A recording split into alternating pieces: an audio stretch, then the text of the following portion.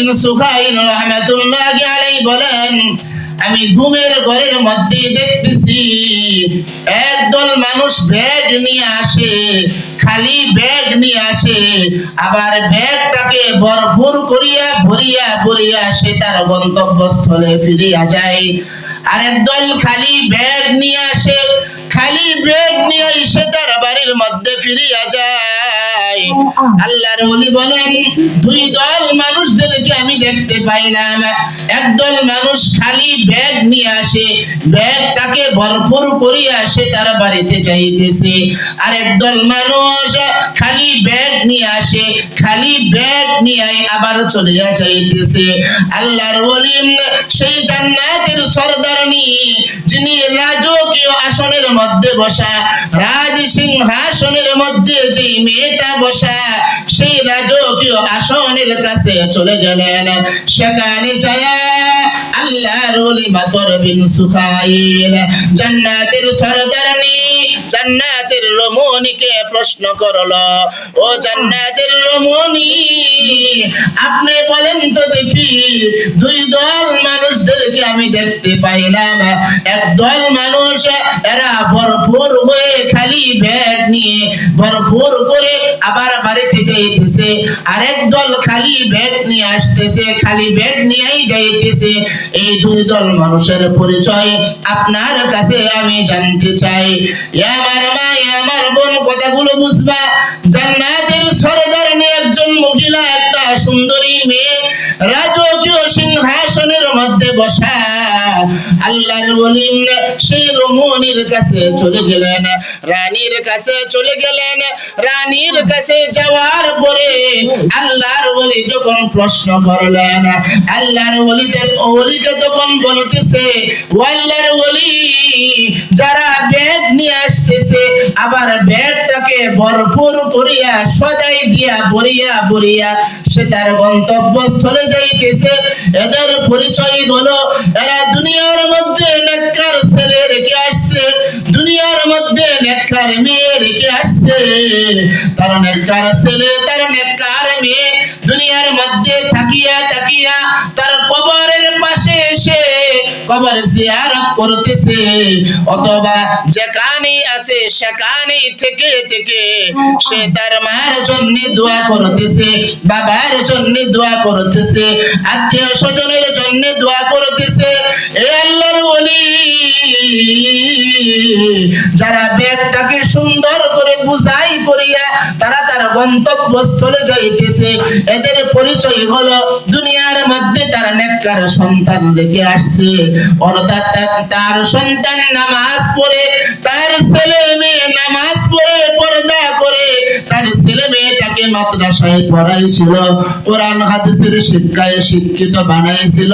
কোরআন হাদিসের শিক্ষায় শিক্ষিত বানানোর কারণে পাঁচ ওয়াক্ত নামাজ পড়ে পড়ে, পাঁচ ওয়াক্ত নামাজ পড়ে পড়ে আল্লাহর দরবারে হাত তুলে তুলে মার জন্য, বাবার জন্য দোয়া করে আর বলতে থাকে, রব্বির হামহুমা কামা রব্বায়ানি সগীরা।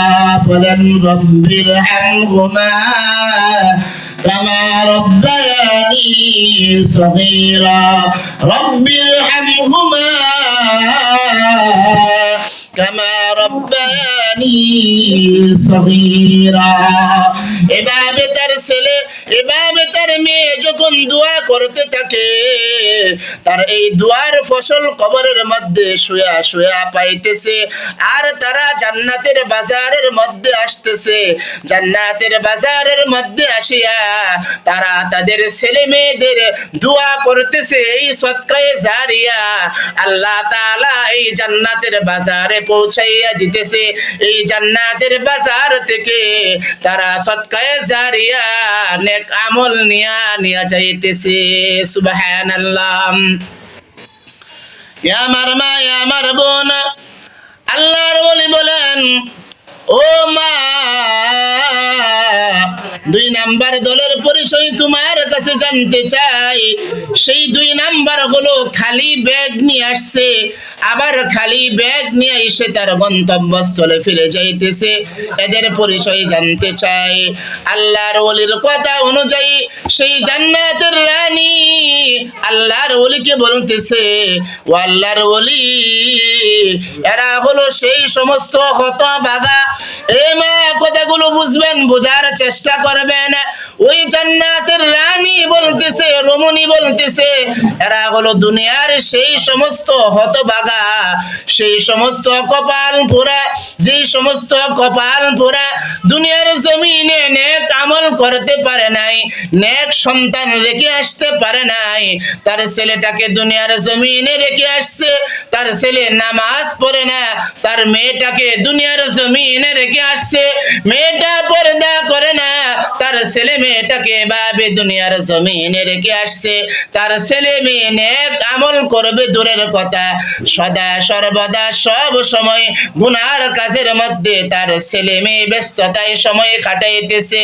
আল্লাহর ওলি, এরা হলো ওই সমস্ত কপাল পোড়া, মনে বড় আশা নিয়া, মনে বড় নিশা নিয়া জান্নাতের বাজারের মধ্যে আসিয়া দেখে তার ছেলে আর তার মেয়ে তার জন্য কিছুই পাঠায় নাই, তার ছেলে মেয়ে কিছুই দান খায়রাত করে নাই, তার ছেলে মেয়ে তাদের জন্য দোয়া করে নাই, তার ছেলে মেয়ে তার কবরের পাশে আসতে পারে না, তার ছেলেটা কবরের পাশে এসে মাতা পিতার জন্য দোয়া করে না, মেয়েটা বাড়ির মধ্যে তাকিয়া তাকিয়া নামাজ পড়ে না, পর্দা করে না, মাতা পিতার জন্য দোয়া করে না। এরা হলো সেই সমস্ত কপাল পোড়া মাতা পিতা যারা দুনিয়ার মধ্যে বদকার ছেলে মেয়ে রেখে আসছে। এদের পরিচয় হইল এরা। আল্লাহর ওলি বলতেছেন, ইমাম, তাহলে তুমি বলো দেখি, এখন তোমার পরিচয়টা আমি জানতে চাই। তুমি জান্নাতের বাজারের রাজ সিংহাসনে তুমি বসা, এই রাজকীয় পোশাক তোমার শরীরের মধ্যে, রাজকীয় সিংহাসনের মধ্যে তুমি বসে আছো। এ মা, তোমাকে আল্লাহ এত ইজ্জত এত সম্মান আল্লাহ কেন দিয়েছে? তখন সেই জান্নাতের রানী, জান্নাতের সেই রমণী বলতেছে, ও আল্লাহর ওলি, অল্প বয়সে আমি আমার স্বামীকে হারাইলাম, আমি আমার স্বামীকে হারাইয়া আমি অন্যের বাড়িতে কাজ করি, অন্যের বাড়িতে কাজ করিয়া করিয়া আমার একটা মাত্র ছেলে, আমার স্বামী দুনিয়ার জমিনে তেমন কোনো সম্পত্তি রেখে যেতে পারে নাই, তেমন টাকা পয়সাও রেখে যেতে পারে নাই। আমার এই ছেলেটাকে কষ্ট করে আমি একজন হাফেজ বানাইছি, আমি হাফেজ বানাইয়া আমি আমার সন্তানটাকে বলছি, আমি আমার ছেলেটাকে ওসিয়ত করলাম, ও আমার বৎস, ও আমার ছেলে, তুমি জানো তোমার বাবা নাই, আমি বড় গরিব, অন্যের বাড়িতে কাজ করে করে তোমার জন্য কিছু টাকা পয়সা জোগাড় করে করে আমি জমাইয়া জমাইয়া তোমাকে মাদ্রাসায় পড়াইয়া আমি হাফেজ তোমাকে বানাইলাম। ও আমার সন্তান, এখন তো আমার শরীরটা বড় দুর্বল হয়ে গেছে, আমার শরীরটা বড় ক্লান্ত হয়ে গেছে, আমার মনে হয় দুনিয়ার জমিনে আর থাকার বেশি সুযোগ নাই, আল্লাহ বেশি দিন সুযোগ আর আমাকে দিবেন না। এই জন্য আমার সন্তান, আমি তোমাকে বলিয়া যাই, আমি মা নিজে না খাইয়া তোমাকে খাওয়াইছি, নিজে খরচ না করিয়া তোমাকে খরচ করাইছি, তোমার পিছনে টাকা পয়সা খরচ করিয়া আজকে তোমাকে হাফেজ বানাইলাম। ও আমার সন্তান, এখন তোমার কাছে আমার এক নাম্বার ওসিয়ত, সেই ওসিয়তটা হলো আমি মারা যাওয়ার পরে তুমি প্রতিদিন ফজরের নামাজের পরে, ফজরের নামাজের পরে আমি মার নামে এক পারা কোরআন তিলাওয়াত করবা, এক পারা কোরআন তিলাওয়াত করে করে তুমি আমায় মার জন্য প্রতিদিন নিয়মিত দোয়া করতে থাকবা। সুবহানাল্লাহ। আমার মা আমার বোন, আল্লাহর ওলিকে সেই জান্নাতের রানী, জান্নাতের সুন্দরী মেয়ে বলতেছে, জান্নাতের বাজারের রাজকীয় সিংহাসনের মধ্যে বসিয়া বলতেছে, ও আল্লাহর ওলি, আমি আমার ছেলেটাকে হাফেজ বানাইয়া এই ওসিয়তটা করে আসলাম। আমার ছেলে আমার ওসিয়ত অনুযায়ী প্রতিদিন ফজরের নামাজের পরে এক পারা কোরআন তিলাওয়াত করে করে আমি মার জন্য, আমার স্বামীর জন্য দোয়া করতেছে।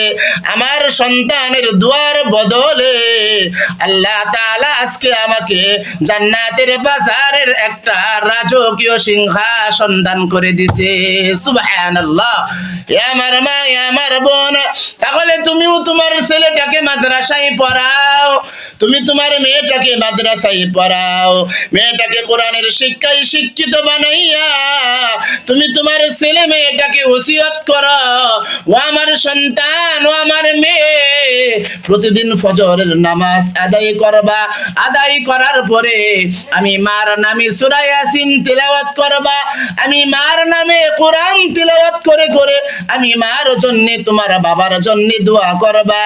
এ মা, এ আমার বোন, এভাবে মাদ্রাসায় পড়াইয়া পড়াইয়া কোরআনের শিক্ষায় শিক্ষিত বানাইয়া আপনি যদি দুনিয়ার জমিন থেকে বিদায় নিতে পারেন, তাহলে ওই যে জান্নাতের বাজার আছে, ওই জান্নাতের বাজারে আপনি যখন ব্যাগ নিয়ে আসবেন, সেই জান্নাতের বাজার থেকে আপনার সন্তান আপনার নামে যে দান সদকা করবে, দোয়া করবে, এই সমস্ত অনেক আমল